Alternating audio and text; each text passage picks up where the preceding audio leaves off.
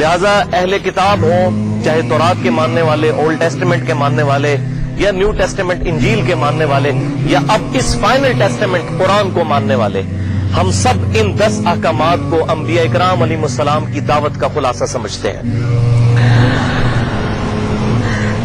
یہ 10 کمانڈمنٹس قرآن پاک میں سورہ بنی اسرائیل کے علاوہ بھی اور صورتوں میں ذکر ہوئی ہیں، سورۃ الانعام کے اندر، سورۃ البقرہ کے اندر، سورۃ المائدہ کے اندر، لیکن جس ڈیٹیل کے ساتھ اس سورت میں آئی ہیں 17 آیات کے اندر، وہ باقی قرآن پاک میں اس ڈیٹیل کے ساتھ نہیں آئی۔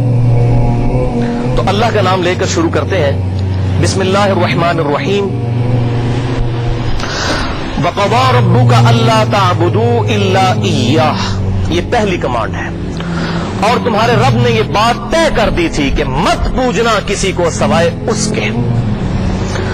اول دعوت، پہلی کمانڈ جو ساری امتوں کو رسولوں کے ذریعے علیہ السلام دی گئی، وہ توحید ہے۔ پہلی دعوت توحید۔ اور تمہارے رب نے یہ بات طے کر دی تھی کہ مت پوجنا کسی کو سوائے اس کے۔ سورۃ النحل کی آیت نمبر 36 میں بھی اس کا ذکر آیا۔ بسم اللہ الرحمن الرحیم۔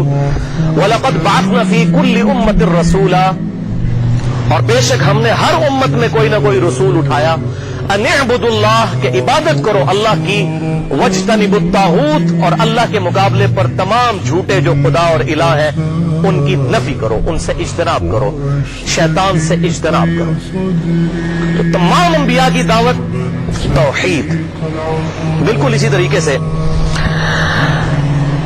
سورہ الزمر کے اندر آتا ہے، بسم اللہ الرحمن الرحیم۔ وَلَقَدْ أُوحِيَ إِلَيْكَ وَإِلَى الَّذِينَ مِنْ قَبْلِكَ، اور اے محبوب صلی اللہ علیہ وسلم فرما دیجئے کہ بے شک میری طرف بھی یہ وحی ہوئی اور مجھ سے پہلے تمام انبیاء کی طرف یہ وحی ہوئی۔ لَإِنْ أَشْرَكْتَ لَيَحْبَطَنَّ عَمَلُكَ وَلَتَكُونَنَّ مِنَ الْخَاسِرِينَ، کہ بالفرض اگر تم نے بھی شرک کیا تو تمہارے اعمال نکارت کر دیے جائیں گے اور تم خسارہ پانے والوں میں سے ہو جاؤ گے۔ وَلِعَوْذُ بِاللَّهِ تَعَالَى۔ تو توحید اور اس کے مقابلے پر شرک، ان دونوں کی شناخت ہونا ضروری ہے۔ شرک is the most sensitive issue in the sight of Allah. اللہ کے حضور سب سے زیادہ حساس معاملہ ہے شرک کا۔ اسی لیے قرآن پاک میں کیٹاگوریکل 2 دفعہ یہ سٹیٹمنٹ آئی ہے، سورۃ النساء کی آیت نمبر 48 اور آیت نمبر 116 میں، ان اللہ لا یغفر ان یشرک بہ، بے شک اللہ تعالیٰ اس گناہ کو کبھی معاف نہیں کرے گا کہ اللہ کے ساتھ کسی قسم کا کسی نے شرک کیا۔ آخرت میں اس حال میں وہ پیش ہوا۔ دنیا میں توبہ کر لی تو معافی ہو جائے گی، آخرت میں اس حال میں وہ پیش ہوا کہ اس نے اللہ کے ساتھ دنیا میں شرک کیا ہوا اور بغیر توبہ کے مر دیا، تو اللہ تبارک و تعالیٰ اس کے اس گناہ کو کبھی معاف نہیں کرے گا۔ وَيَغْفِرُ مَا دُونَ ذَلِكَ لِمَن يَشَاءُ، اور اس کے علاوہ جتنے گناہ ہیں جس کے لیے چاہے گا معاف فرما دے گا۔ وہ بھی اوپن لائسنس نہیں ہے لیکن امید ہے۔ وَمَن يُشْرِكْ بِاللَّهِ